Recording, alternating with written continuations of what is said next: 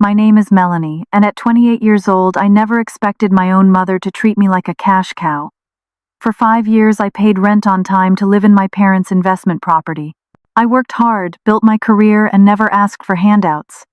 Then my unemployed brother Ryan, his wife, and their 2 kids moved in with me. Suddenly, Mom demanded I pay double rent for the privilege of housing her favorite child. Little did she know I had my own surprise waiting. If you are watching this now, please hit that like button and subscribe to my channel. Let me know in the comments where you are watching from. Trust me, you will want to stick around to see how I turn the tables on my family of freeloaders. I have always been the responsible one in my family. When other kids were partying through college, I was working part-time jobs while maintaining a 3.8 GPA. I graduated with minimal student loans because I applied for every scholarship possible and worked throughout my entire education. After college, I landed an entry-level position at a marketing firm and worked my way up to specialist over 4 years through consistent overtime and taking on projects nobody else wanted. My relationship with my parents was always good if a bit distant emotionally.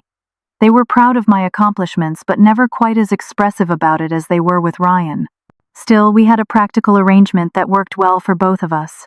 5 years ago, when I was 23 and just starting my career, they offered to rent me the 2-bedroom apartment in their investment property at slightly below market rate. The place needed work, so I agreed to handle minor repairs and updates myself in exchange for the discount. I painted every room, replaced the outdated kitchen hardware, and even installed new light fixtures throughout the apartment. What started as a beige, lifeless space became a warm, inviting home that I was proud of. I treated that apartment with respect, knowing it was not only my home but also my parents' investment. Every month without fail, my rent payment was in their account on the first. If I ever needed a repair that was beyond my skills, I paid for the materials myself and only asked them to cover the labor. I was the model tenant, and they often told me how much they appreciated not having to worry about their property with me living there. Meanwhile, my older brother Ryan, who was 32, had a very different approach to life. Since high school, he had been the family drama generator. He never finished college, bouncing between 3 different universities before dropping out entirely. His employment history was a patchwork of jobs he kept for a few months, at most, before quitting because the boss was unfair, the hours were too demanding, or the work was beneath him. Ryan had a talent for finding women who would support him financially until they realized he had no intention of contributing equally to the relationship. His current wife Jenna had been with him for 8 years, though I never understood why she stayed. She worked sporadically as a substitute teacher, but quit once they had their first child, Tyler, who was now 7. Their daughter Emma came along 3 years later, and Jenna never returned to work. The pattern with Ryan was always the same. He would call our parents with some financial emergency. The car broke down. The landlord raised the rent unexpectedly. Tyler needed expensive sports equipment for a team. Ryan insisted he join. Our parents, especially Mom, always came through with money that was never repaid. Dad occasionally grumbled about it, but he never put his foot down. I had tried to establish boundaries with my family years ago. When Ryan asked me for a $1,000 loan 3 years ago, I refused. He did not speak to me for 2 months afterward, and Mom subtly guilted me about it until he needed her for his next crisis, and forgot about being angry with me. Despite the family dynamics, I was making progress on my own goals. I had been promoted twice at work and was now making a comfortable salary. I had a 5-year plan to save for a down payment on my own home, and I was already halfway to my target amount. My career was flourishing, and I had recently been put in charge of a major advertising campaign for a new client. The first sign of trouble came during a Sunday dinner at my parents' house 3 months ago. Mom mentioned casually that Ryan was having trouble with his landlord again. "That man is so unreasonable," she said, dishing out potatoes. "He expects the rent on the first of every month, no exceptions." I nearly choked on my water. "Mom, that is what landlords do. That is what you and Dad do with me." "That is different, honey," Mom said, patting my hand. "We know you are good for it. Ryan has the children to think about, and Jenna has been looking for work." Dad cleared his throat. 6 months of looking seems excessive." Mom shot him a look that immediately silenced him.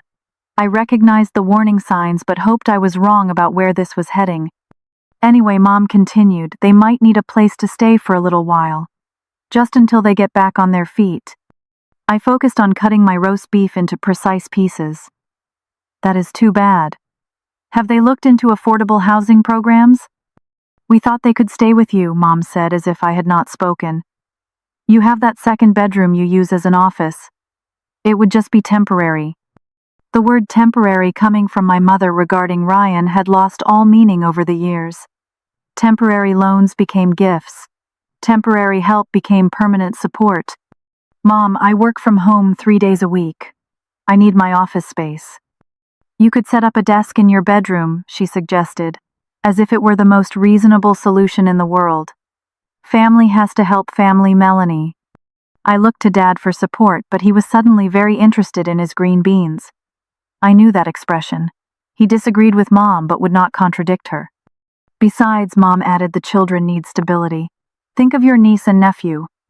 And there it was, the ultimate weapon in my mother's arsenal. If family obligation did not work, bring in the children. I felt the familiar guilt pressing down on me, even as the rational part of my brain screamed that this was a terrible idea. I will think about it, I said finally, knowing that in my family that was as good as saying yes. That night I called my best friend Tara and explained the situation. They cannot be serious, she said. Your apartment is what, 800 square feet? Where would 4 extra people even sleep? The second bedroom could fit the kids on a bunk bed, I said, already problem-solving despite myself. Ryan and Jenna could use a sleeper sofa in the living room, I guess. Mel, no, Tara said firmly. This is a recipe for disaster. You have worked too hard to get where you are. Do not let them derail you. But I knew I would say yes. I always did when it came to family. The following weekend I helped Ryan, Jenna, and the kids move their essential belongings into my apartment. The definition of essential apparently included Ryan's massive gaming setup, Jenna's extensive shoe collection, and enough toys to stock a small daycare center. We really appreciate this, sis, Ryan said as he directed me on where to put his third box of video games. It will just be for a month or 2 tops. Right, I said already, feeling claustrophobic as my once spacious living room shrank with each box they brought in. We should establish some ground rules, though. Jenna rolled her eyes when she thought I wasn't looking, but I pressed on. I created a chore chart, designated shelves in the refrigerator and pantry for each of us, and set quiet hours for when I needed to work or sleep. I even drew up a simple agreement stating they would contribute $200 monthly toward utilities and groceries. Ryan signed it with a flourish. No problem, sis. We will be the best roommates ever. You will not even know we are here. As I would soon discover, that promise, like so many others from my brother, was completely empty. The family dinner where my parents dropped the bomb about Ryan needing a place to stay had been uncomfortable, but nothing prepared me for the reality of having 4 additional people in my carefully curated space. I had agreed to a temporary arrangement, emphasis on temporary, with specific conditions that I thought were more than reasonable. It will just be for a month or 2, Dad had assured me when they helped move the first load of Ryan's family's belongings. Just until they find another place. Mom had nodded in agreement. And of course they will contribute to the household, she added, though I noticed she carefully avoided specifying how or how much. Ryan himself had made grand promises. I've got a couple of really promising job leads, he told me, hauling in a massive flat-screen television that dwarfed my modest 32-inch model. One of them is practically a done deal. Just waiting on the paperwork. Jenna had been less committal but offered her own assurances. I can watch the apartment while you're at the office, she said, as if her presence was somehow a favor to me rather than the other way around. Despite my misgivings, I had truly tried to make it work.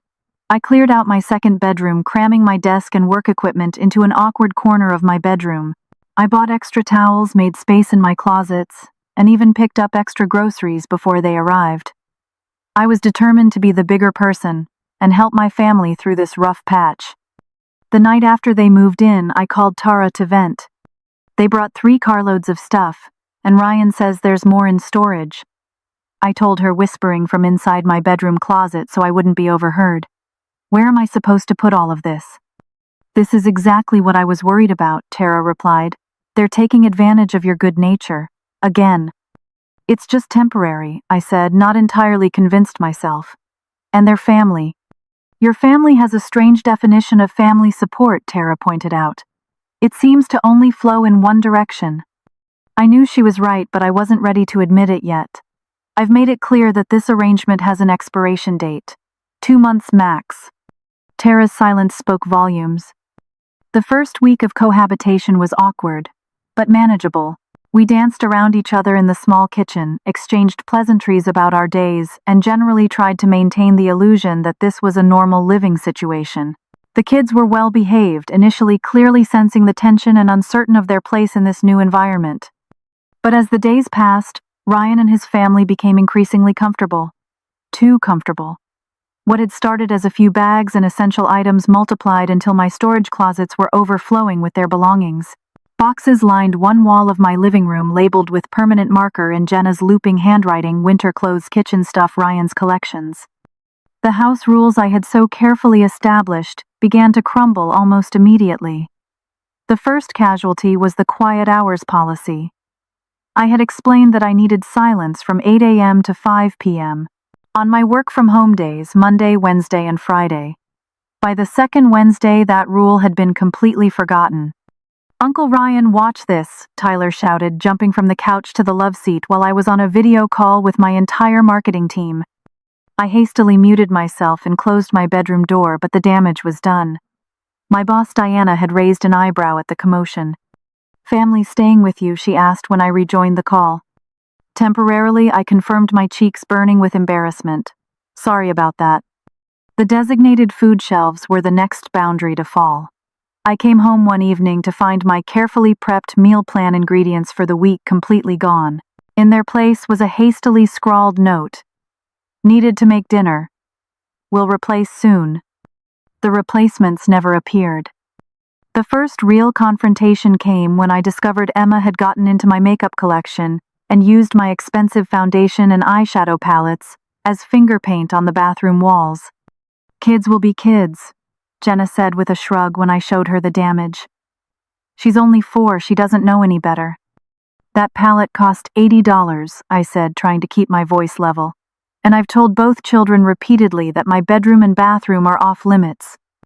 "Well, maybe you shouldn't leave tempting things out where little hands can reach them," she replied, as if I had been negligent rather than having my private space invaded. Ryan was no help. When I approached him about the incident, he was sprawled on my couch, controller in hand, engrossed in his latest video game. "Jenna handles the discipline stuff," he said without looking away from the screen. "But hey, if it means that much to you, I can pick up some makeup next time I'm out." "That's not the point," I tried to explain. "It's about respecting boundaries and teaching the children to do the same." He paused the game and gave me an exasperated look. "They're just kids, Mel. Lighten up a little. It's not like we're staying forever." But as days turned into weeks with no sign of Ryan's promised job materializing or any apartment hunting taking place, I began to wonder if that was actually true. And I wasn't the only one noticing. "Have Ryan and Jenna mentioned when they might be moving out?" Dad asked during our weekly phone call, his voice carefully neutral. "No," I admitted, "and I'm starting to think they don't have a plan." Dad sighed. "Your mother thinks they just need more time." More time for what, I asked, unable to keep the frustration from my voice. "Ryan's not even looking for work as far as I can tell. He plays video games all day. He says he's applying for jobs online," Dad said, though he didn't sound convinced himself. "Well, something needs to change," I told him. "This arrangement isn't working." "Just hang in there a little longer," Dad pleaded. "For your mother's sake. You know how she worries about them." And so I did, though my patience was wearing thinner by the day. The temporary arrangement was starting to feel alarmingly permanent, and my once peaceful home had been transformed into a chaotic, overcrowded space that no longer felt like mine. Little did I know that things were about to get much, much worse. Life with unwanted roommates quickly became unbearable. Every aspect of my carefully ordered existence was disrupted by Ryan, Jenna, and their children. My mornings, once peaceful rituals of coffee and planning my day, became chaotic races to use the bathroom before someone else claimed it for an hour. My evenings, formerly quiet retreats from the busy workday, were now filled with children's cartoons blaring at top volume and Ryan's frustrated shouts at his video games. The food situation reached crisis levels by the third week. Despite our agreement about designated shelves, I would open the refrigerator to find my meal prep containers empty with telltale signs of Ryan's midnight snacking habits. The organic produce I splurged on disappeared without acknowledgement, only to be replaced occasionally with the cheapest possible alternatives. I bought groceries, Ryan announced proudly one day, dropping 2 small bags on the counter. Inside, I found white bread instead of my usual whole grain, the cheapest lunch meat available, and a 6-pack of Ryan's favorite beer. This isn't equivalent to what you've been eating, I pointed out. He shrugged. Food is food. What's the big deal? The big deal became apparent when I reviewed my credit card statement at the end of the month. My grocery bill had doubled while the promised contribution from Ryan and Jenna remained theoretical. When I asked about the $200 they had agreed to provide for utilities and food, Ryan always had an excuse. We're still waiting for my last paycheck from the warehouse, he said the first time. Jenna had to buy new shoes for the kids, was the excuse the following week. We'll definitely get it to you next Friday, he promised after that, a Friday that never seemed to arrive. Meanwhile, the utility bills skyrocketed with 4 additional people using water, electricity, and heat. My carefully budgeted monthly expenses were completely derailed. The hot water tank sufficient for one person's needs couldn't keep up with 5 people. I found myself taking cold showers more often than not as Ryan's family seemed to use up the hot water without consideration for anyone else. My internet, which I needed for work, slowed to a crawl during important video conferences because Ryan was streaming games or movies on multiple devices simultaneously. When I asked him to limit usage during my working hours, he acted as if I was being unreasonable. I need it for job searching, he claimed, though the search history I glimpsed when helping Emma with an educational video showed hours of gaming sites and sports highlights. Working from home became nearly impossible. Despite repeated requests for quiet during business hours, the apartment was constantly filled with noise. Tyler chased Emma through the living room, their shrieks of laughter piercing through my closed bedroom door during client calls. Jenna talked loudly on her phone, gossiping with friends or arguing with customer service representatives about bills she hadn't paid. "I'm sorry about the background noise," became my standard opening for every work call. My boss Diana was understanding at first, but her patience visibly wore thin as weeks passed with no improvement. "Melanie, is your home situation affecting your ability to meet deadlines?" she asked after I submitted a project, late for the first time in my career. "No," I lied, fighting back tears of frustration. "It won't happen again." Privacy became a distant memory. I would return from a rare evening out to find Jenna wearing my clothes, which she returned stretched out or stained. My bathroom products disappeared, or were returned nearly empty. Once I discovered Tyler using my expensive work laptop to watch YouTube videos, sticky fingers leaving marks on the keyboard. "He was bored, and your computer was just sitting there," Jenna explained, when I objected as if my work tools were communal property. The final straw came when I discovered my grandmother's antique silver jewelry box had been moved from my dresser, its contents rearranged. When confronted, Jenna admitted Emma had been playing dress-up with my heirloom pieces, one of which was now missing. "Kids misplace things," she said dismissively. "It'll turn up." It never did. After a month of this chaos, I attempted to discuss the situation with my parents, hoping they might see reason and help find another solution for Ryan's family. "Mom, this isn't working," I explained during a private lunch. "My apartment is too small for 5 people. Ryan and Jenna aren't contributing financially. The children have no boundaries." Rather than sympathy, I was met with disappointment. "They're going through a difficult time," Mom said, her voice taking on the martyred tone I knew too well. "Ryan's really struggling to find work in this economy." "He's not looking," I countered. "He plays video games all day while Jenna watches talk shows." "That's not fair," Mom said sharply. "Ryan has always had trouble finding his path. Not everyone can be as naturally organized as you are." The implication stung. My success wasn't natural. It was the result of hard work and sacrifice, neither of which Ryan seemed capable of. "Besides," Mom continued, "where would they go? You wouldn't want your niece and nephew homeless, would you?" And there it was again, the ultimate guilt trip. The suggestion that enforcing reasonable boundaries somehow made me a monster who wanted to see children on the street. "There are other options," I insisted. "They could apply for housing assistance, or maybe they could stay with you and Dad for a while." Mom looked aghast at the suggestion. We don't have the space, and at our age we couldn't handle 2 active children running around. The irony that she expected me to handle it while building my career was apparently lost on her. Dad was slightly more sympathetic when I called him later, but no more helpful. I understand it's difficult, he said. But your mother's set on helping them through this rough patch. You know how she gets when her mind's made up. So, I'm just supposed to put my life on hold indefinitely, I asked. It won't be indefinitely, he assured me, though he offered no timeline or plan. As the situation at home deteriorated, my work performance suffered. The campaign I was leading fell behind schedule. Errors crept into my presentations. Dark circles under my eyes became a permanent feature as sleep became difficult in my own home. Diana called me into her office after I dozed off during a department meeting.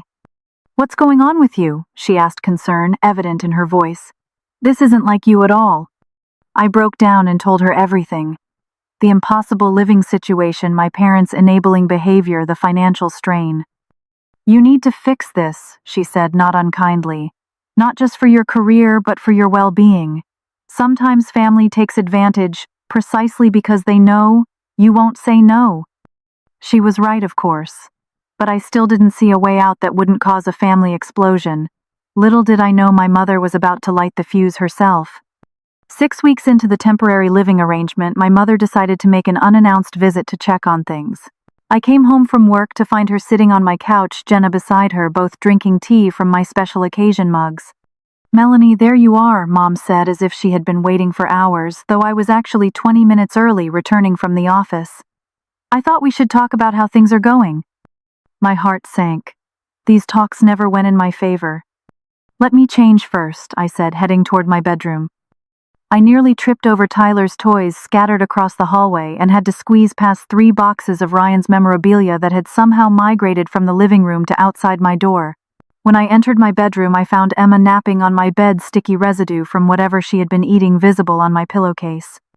Taking a deep breath, I changed quickly and returned to the living room where my mother was surveying the apartment with a critical eye.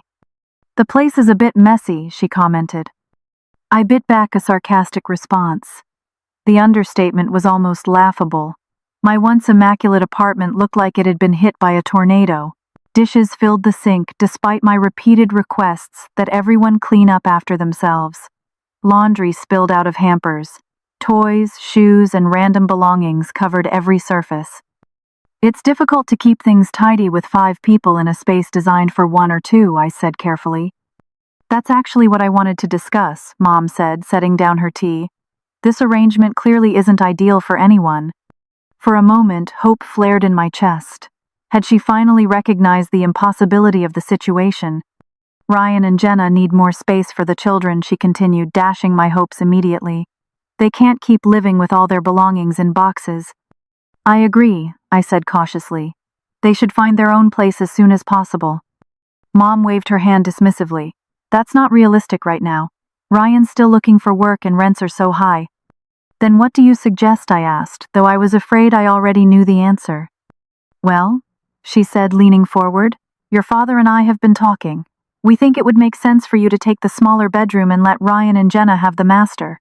That way, the children could have the second bedroom, instead of sleeping in the living room. I stared at her in disbelief. You want me to give up my bedroom in my own apartment?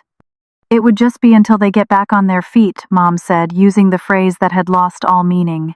And since there are more people living here now, we thought it would be fair if you paid a bit more rent. More rent, I repeated, sure I had misheard. Just double what you're paying now, she said casually, as if suggesting I buy a slightly more expensive coffee. After all, you're the only one with a steady income, and there are 5 people using the space and utilities.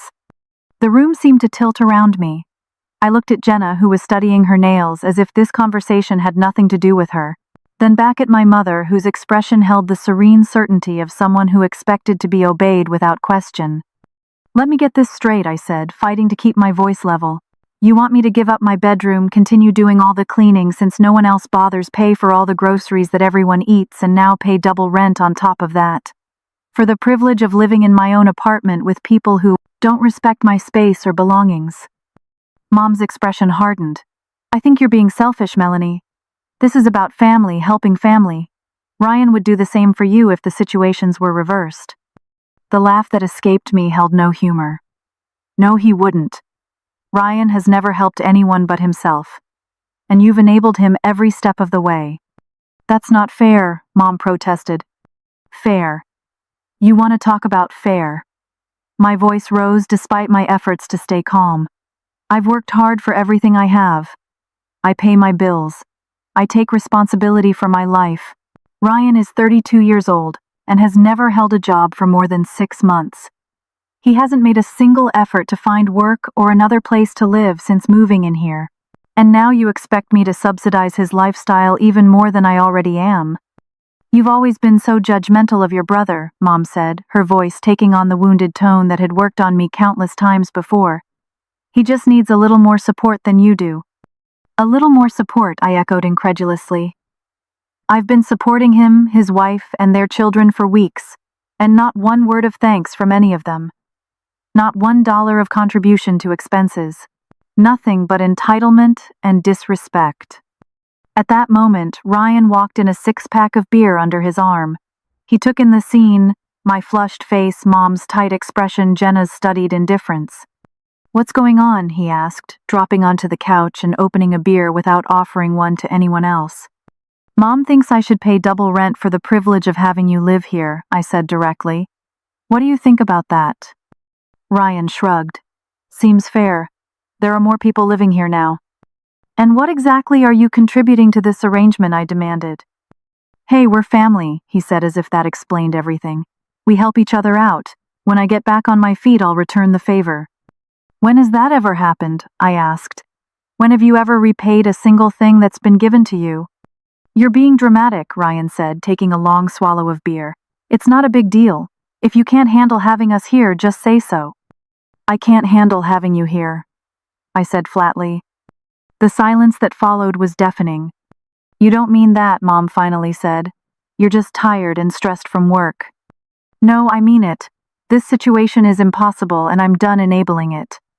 Mom stood up, her expression a mixture of disappointment and anger. I expected better from you, Melanie. Family is supposed to stand by each other. This isn't standing by each other, I countered. This is one person carrying everyone else while they take advantage. If that's how you feel, Mom said coldly, then your father and I will have to reconsider our arrangement with you. What does that mean? I asked, though I already knew. It means that if you're not willing to help your brother in his time of need, perhaps we need to find a tenant who will be more cooperative. The threat hung in the air, explicit and unavoidable. Submit to their demands or lose my home entirely. I see, I said, a strange calm settling over me. I'll think about it. Mom seemed satisfied with this apparent capitulation. Good.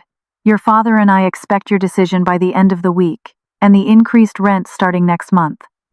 After she left, Ryan returned to his video game as if nothing had happened. Jenna disappeared into the kitchen, leaving me standing alone in what no longer felt like my own living room. That night I lay awake in bed, tears of frustration and betrayal soaking my pillow. The family I had always tried so hard to please had made their priorities crystal clear. I was not a daughter to be loved and respected, but a resource to be exploited. As dawn broke, I reached for my phone and texted Tara, "You were right. I need help." Her response came immediately. "What's the plan?" For the first time in weeks, I smiled. I was done being the responsible one who got taken advantage of. It was time to put myself first. The morning after my mother's outrageous demand, I woke up with a clarity I hadn't felt in weeks. If my family saw me as nothing more than a source of housing and income for my brother, then I needed to remove myself from the equation entirely.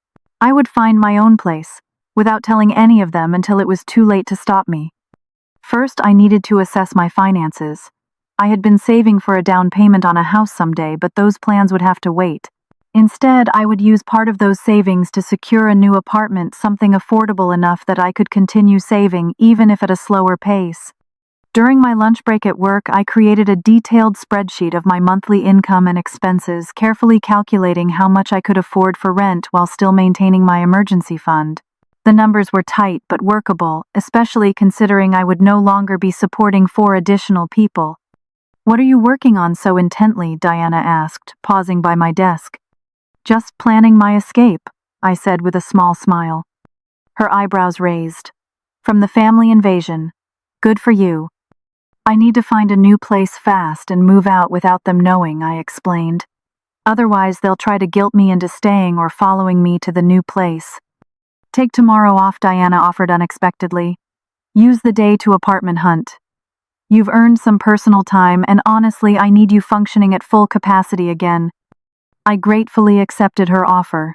That night, I went home and acted as if nothing had changed, smiling blandly at Ryan's jokes and helping the kids with their bedtime routine while secretly researching apartments on my phone whenever I had a private moment. The next day, I visited 6 different properties across the city. The first 2 were depressing, dark, cramped spaces that would have been a significant downgrade from my current apartment. The third was in a neighborhood that would have doubled my commute time. The fourth was nice but well above my budget. The fifth possibility, a 1-bedroom apartment in a small building owned by an elderly couple, seemed promising, until I learned they had a strict no overnight guests policy that would make it difficult to have friends visit.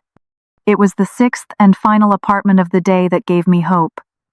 The building was owned by Mr. Jenkins, a kind elderly man who lived on the first floor and rented out the 3 units above.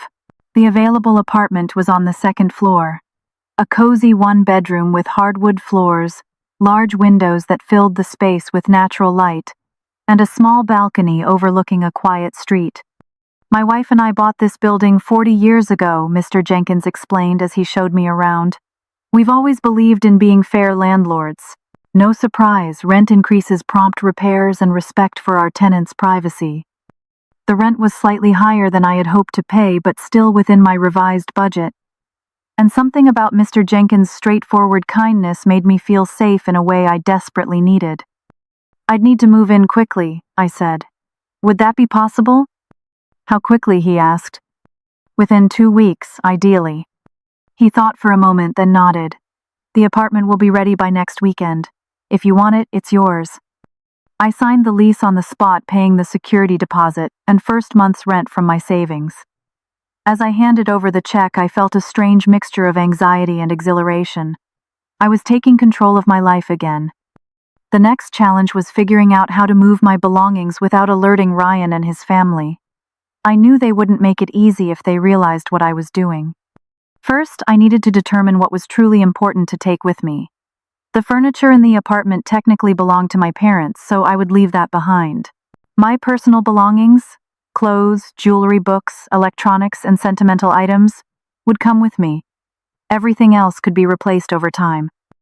I started by secretly packing a few items each day, things that wouldn't be immediately missed.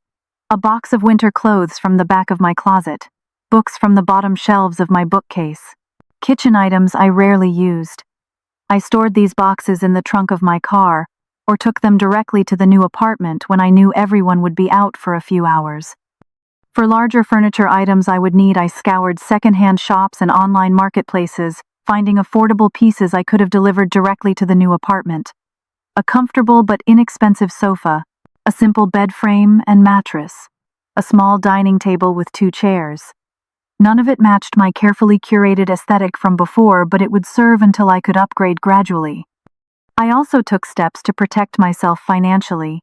I opened a new bank account at a different bank than the one my parents used, ensuring they would have no way to access my funds. I changed all my passwords and set up mail forwarding to my new address. I made sure my important documents, birth certificate, social security card, passport, were secured in my desk at work rather than at the apartment where they might be discovered missing. The most difficult part was maintaining the facade at home.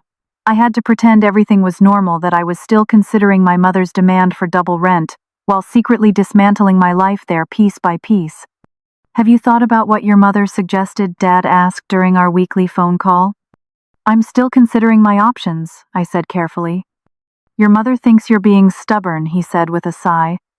But between you and me, I think she's asking too much. Just don't tell her I said that. His words confirmed what I already knew.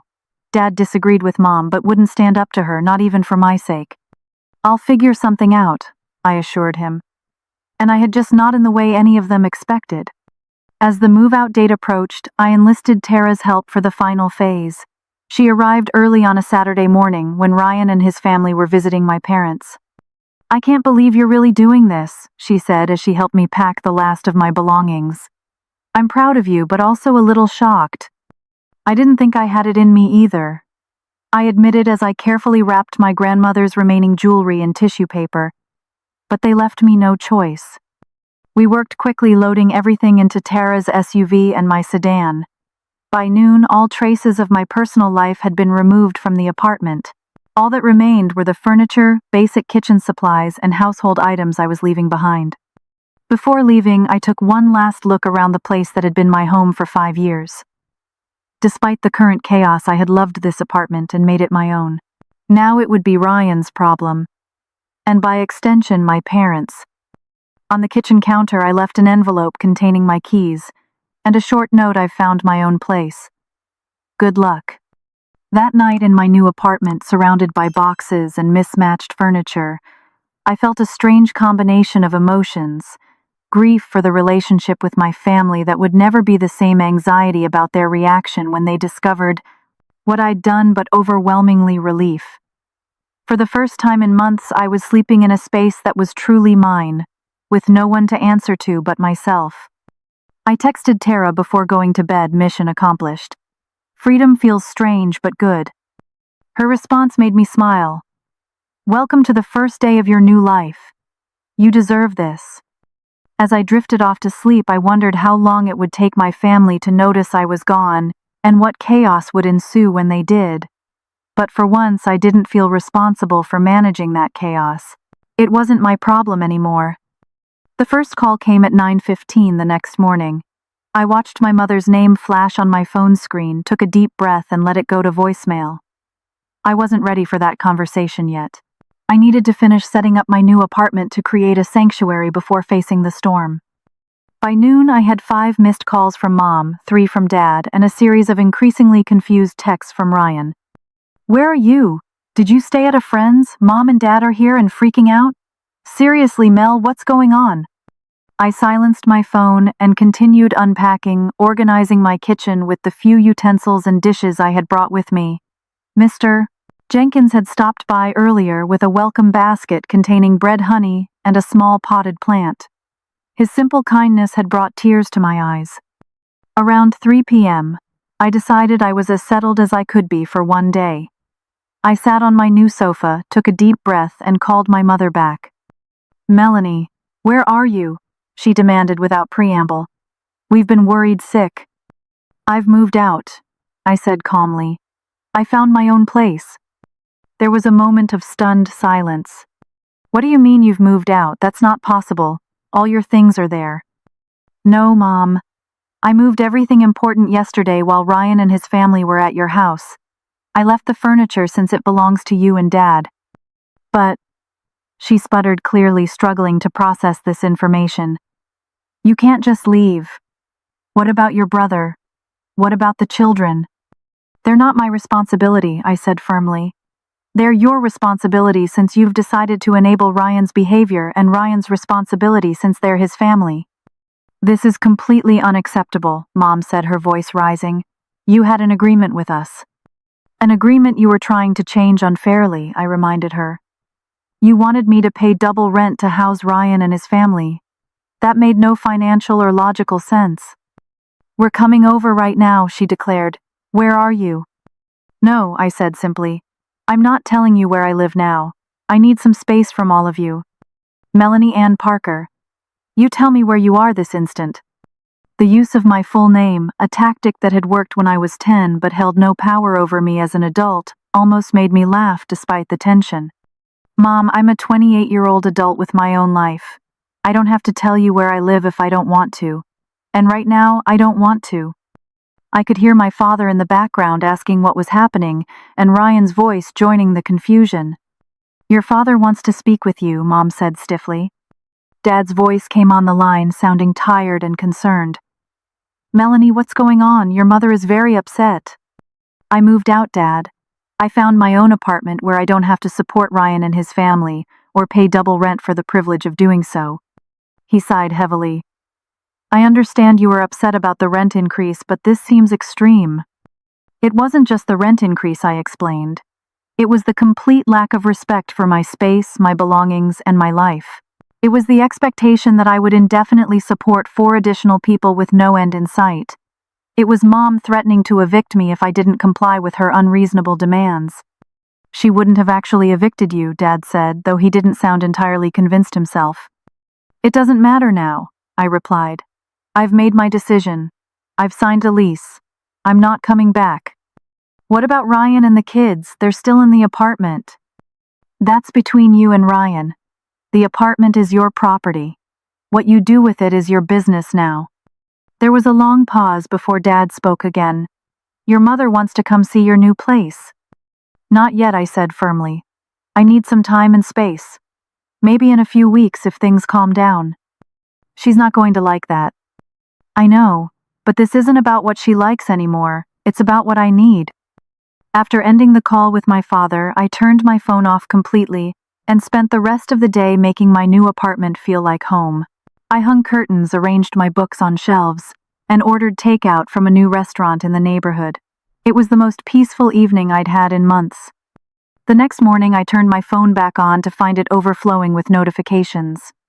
More missed calls from my parents, angry texts from Ryan, even a tearful voicemail from Jenna claiming the children were asking where I had gone. The most revealing message was from my father. Your mother went to the apartment. She was quite shocked by the state of it. Ryan says you took things that didn't belong to you. I called Dad back immediately. What is Ryan claiming I took? He says you took kitchen appliances that came with the apartment. I laughed in disbelief. The only kitchen appliances I took were the ones I bought myself. My coffee maker, my blender, and my stand mixer. Everything that came with the apartment is still there. Well, the place is apparently in quite a state, Dad said. Your mother is very upset about it. I'm sure she is, I replied. Ryan and his family have been trashing it for weeks. That's part of why I left. She says it's going to cost hundreds to clean and repair everything. That sounds like a conversation she should be having with Ryan, not me. Dad was quiet for a moment. They don't have anywhere else to go, Melanie. They could go to your house, I suggested, knowing exactly how that would be received. You know that's not possible, he said quickly. We don't have the space, and your mother couldn't handle the children running around all day. So it was fine to expect me to handle it while trying to build my career, but not fine to expect you and Mom to handle it in your retirement. He had no answer for that. Over the next few days, the calls and messages continued alternating between guilt trips, anger, and attempts at reconciliation. Mom insisted I was tearing the family apart. Ryan accused me of abandoning my niece and nephew. Dad made half-hearted attempts to mediate, never quite taking a side. A week after I moved out, Ryan called with a different tone. Mom and Dad say I have to start paying rent next month, he said, sounding genuinely shocked. That seems reasonable, I replied. You're living in their property. But I can't afford rent. I don't have a job. Then maybe it's time to find one, I suggested, or apply for housing assistance, or any of the other solutions I mentioned weeks ago that everyone dismissed. This is your fault, he accused. Everything was fine until you left. No, Ryan. Everything was fine for you because I was paying all the bills and doing all the work. Now you're experiencing the consequences of your own choices. He hung up on me. Tara came over that weekend to see my new place and hear all the family drama. I can't believe they're still trying to make this your problem, she said as we sat on my small balcony drinking wine. Actually, I can believe it. They've been doing it for years. The difference is I'm not accepting it anymore, I said, surprising myself with how confident I felt. For the first time in my life, I'm putting myself first, and it feels amazing. You should have seen your face when you were living with them, Tara said. You looked exhausted and miserable all the time. Now you're glowing. It was true. Despite the ongoing family tension, I felt lighter than I had in years. My work performance improved immediately. I was sleeping through the night again. I was rediscovering hobbies I had abandoned during the chaos. 3 weeks after my escape, Dad called with news. Ryan got a job, he said, sounding genuinely surprised. Nothing fancy, just stocking shelves at the grocery store, but it's something. That's good, I said, meaning it. What about Jenna? She's watching someone's children a few days a week. Your mother is helping them look for an apartment they can afford. I'm glad to hear they're taking steps to support themselves, I said carefully. Your mother misses you, Dad added. We both do. I miss you too, I admitted, but I don't regret my decision. I know, he said softly. For what it's worth, I think you did the right thing. Don't tell your mother I said that. It wasn't a full apology or acknowledgement of how wrong they had been, but coming from my conflict-avoidant father, it was something. A small step toward rebuilding our relationship on more equal terms. 1 month after my dramatic exit, I was settling comfortably into my new life. My apartment, though smaller than my previous one, felt like a true sanctuary. I had arranged my belongings exactly as I wanted them, decorated with colors and patterns that reflected my personality, and established routines that prioritized my well-being. Each morning I woke to peaceful silence, enjoyed my coffee on the small balcony, and prepared for work without interruption or chaos. The situation with my family was evolving in unexpected ways. After the initial shock and anger, reality had set in for my parents. With me gone, they had no choice but to deal directly with Ryan and his financial irresponsibility. The comfortable buffer I had provided was no longer available. Dad called me on a Sunday afternoon with an update that made me nearly drop my phone in surprise. Ryan's working full-time now, he said, a note of pride in his voice that had been absent for years when discussing my brother. The grocery store promoted him to shift supervisor after just 3 weeks. That's great, I said, genuinely pleased. How's he handling the responsibility? Surprisingly well. Shows up on time, hasn't missed a day. Even volunteered for some overtime last weekend. Dad paused. Your mother would never admit it, but I think your leaving was the wake-up call he needed. It turned out that facing actual consequences had forced Ryan to grow up in ways that years of enabling had prevented. Without me to absorb the impact of his choices, he had finally had to step up. Jenna, too, had found steady part-time work at a daycare center, which allowed her to bring Emma with her at a reduced rate. Tyler was doing better in school now, that his parents were establishing more structure and routine in his life. Most surprisingly, my parents had helped Ryan and Jenna secure their own apartment, a modest 2-bedroom unit in an affordable housing complex. It wasn't luxury living, but it was clean, safe, and within their budget now that both were working. Your mother and I co-signed their lease, Dad explained, but we made it clear we won't be paying their rent. This is their responsibility now. The shift in my parents' approach was remarkable, though I suspected it was born more of necessity than choice. Without me as the family safety net, they had been forced to either let Ryan sink or teach him to swim. They had chosen the latter, much to everyone's benefit. My relationship with my mother remained strained. Her pride made it difficult for her to acknowledge how unfairly she had treated me, or how her enabling had harmed Ryan in the long run. But even she was showing small signs of growth. Your mother asked for your new address, Dad mentioned during one of our calls. She wants to send you something. I provided it with some hesitation, curious but wary. A few days later, a package arrived containing my grandmother's silver locket, the piece of jewelry that had gone missing when Emma was playing with my things. With it was a brief note in my mother's handwriting. This belongs with you. Jenna found it in Emma's toy box. It wasn't quite an apology, but it was a gesture of reconciliation. I called to thank her, our first direct conversation in weeks that didn't dissolve into accusations. The children ask about you, she said tentatively. They miss their aunt. I miss them too, I admitted. They're good kids, even if the situation was impossible. We're having a small birthday dinner for Tyler next weekend, she ventured. Nothing fancy, just family. Would you consider coming? I took a deep breath, considering my answer carefully. I'd like that, I said finally. But Mom, things have to be different now. I need you to respect my boundaries. There was a long pause before she responded. I'm trying to understand that, she said, her voice uncharacteristically humble. Your father has helped me see some things more clearly. The birthday dinner was awkward but not disastrous. Ryan seemed subdued, less entitled than before. Jenna made a point of thanking me for the gift I brought for Tyler. My parents watched our interactions carefully, as if unsure what the new family dynamic should be. As we ate cake, Tyler looked up at me with frosting on his chin. "Aunt Melanie, why did you move away? Didn't you like living with us?" The adults at the table froze, but I appreciated his directness. "I loved spending time with you and Emma," I said honestly. "But adults need their own space sometimes, just like you need your own room to play and sleep in." He considered this seriously. "Like how Dad gets grumpy when I touch his work uniform." "Exactly like that," I agreed, exchanging a surprised glance with Ryan. The fact that he had a work uniform he cared about was progress in itself. After dinner, Ryan pulled me aside while the others were cleaning up. "I never thanked you," he said, looking uncomfortable but determined. "For everything you did for us when we stayed with you." "You're welcome," I said simply. "I was a terrible roommate," he continued, "and a worse brother. I took advantage because I knew you wouldn't kick us out." "No, I wouldn't have," I agreed. "That's why I had to leave instead." He nodded. "It was a wake-up call. When you left and Mom and Dad said we had to start paying rent or find somewhere else, I realized no one was going to fix my life for me." "That's a hard lesson," I acknowledged. "Yeah, well, I should have learned it about 15 years ago." He gave a rueful smile. "Anyway, I just wanted you to know that I get it now. Why you left. And I don't blame you.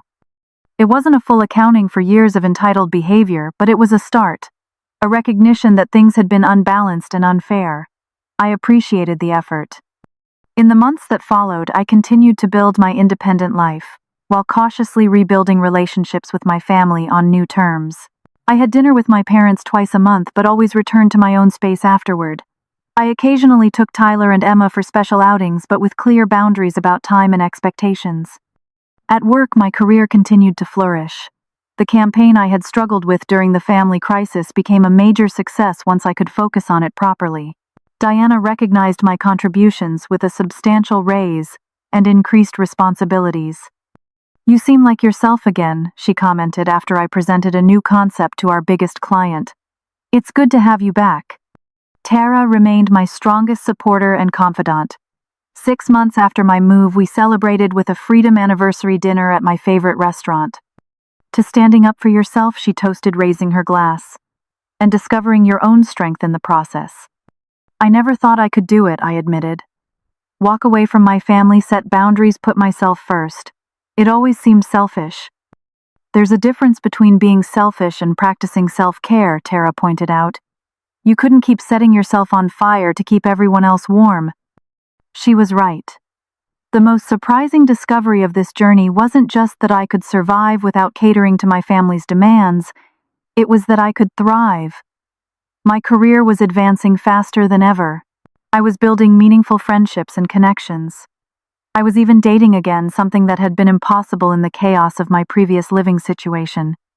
Most importantly, I had learned that saying no to unreasonable demands wasn't selfish. It was necessary. By refusing to enable Ryan's irresponsibility, I had inadvertently given him the opportunity to grow. By walking away from my parents' manipulation, I had forced them to reconsider their approach to both their children.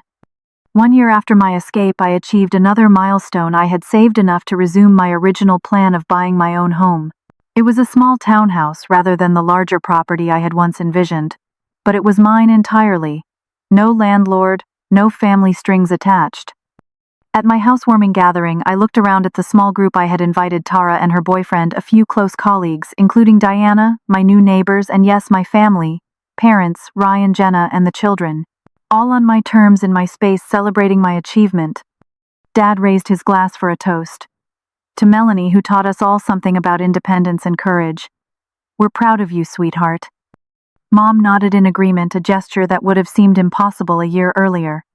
Later, as the party wound down, I stepped onto my new patio for a moment alone.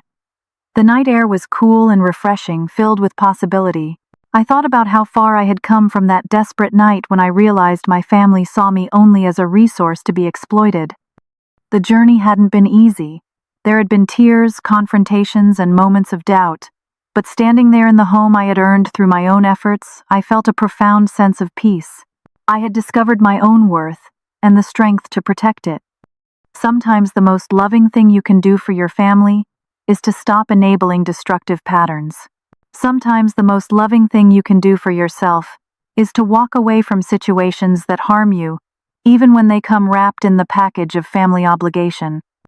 Have you ever had to make a difficult choice between your own well-being and family expectations? I would love to hear your stories in the comments below. Remember to like this video if it resonated with you, subscribe for more stories about setting boundaries and finding your strength, and share with anyone who might need to hear this message today. Thank you for joining me on this journey, and remember, your worth is not determined by how much you sacrifice for others, but by how true you remain to yourself.